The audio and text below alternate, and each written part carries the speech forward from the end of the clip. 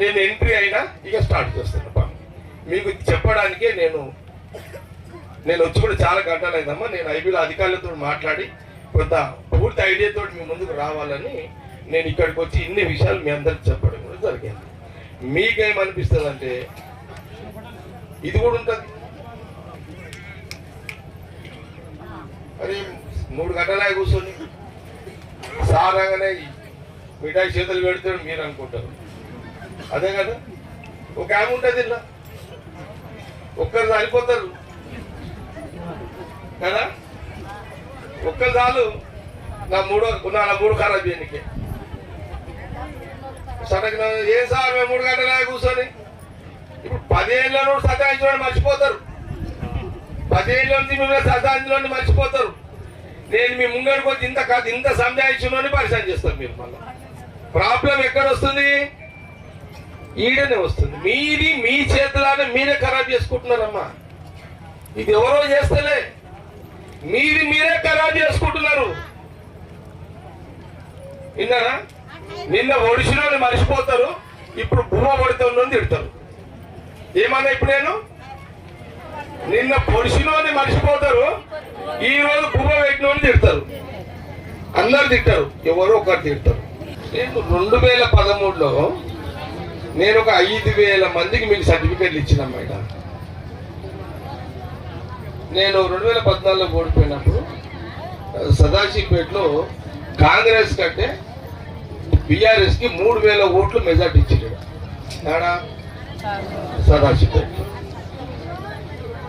నేను సదాశివపేట వాళ్ళకు ప్లాట్లు ఇచ్చి ఇళ్ళ కబ్జా ఇచ్చి మీకు ఇస్తే మీరంటే మీరు కాదు, మీ ఊరోళ్ళే 3000 ఫరక్తో నన్ను ఓడగొట్టుకున్నారు.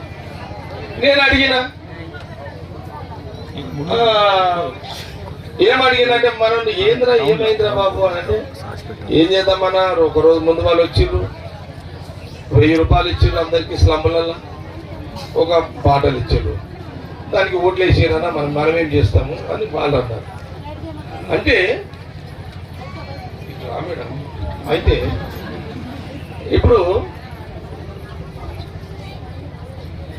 ఈ రోజు ఈడ మీకు ఒక మాట అడుగుతున్నా. ఈ జాగ 80 గజాల జాగ వాల్యూ ఎంతనా చిరు? ఇప్పుడు 5 లక్షల ప్లాట్.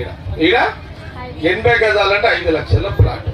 ఓకే, నేను ఇది 5 లక్షల ప్లాట్, ఖరీదైన ప్లాట్ నీకు ఇచ్చిన జాగ కూడా ఇచ్చిన. మీకు ఇచ్చిన కొన్ని నెలలకి మీకు ఎలక్షన్స్ వచ్చినాయి.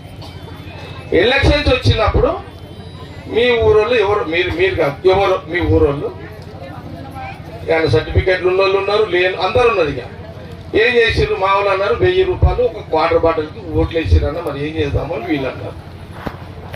ఆ రోజు 1000 రూపాయలకు ఒక క్వార్టర్ అయితే ఇప్పుడు అప్పుడైతే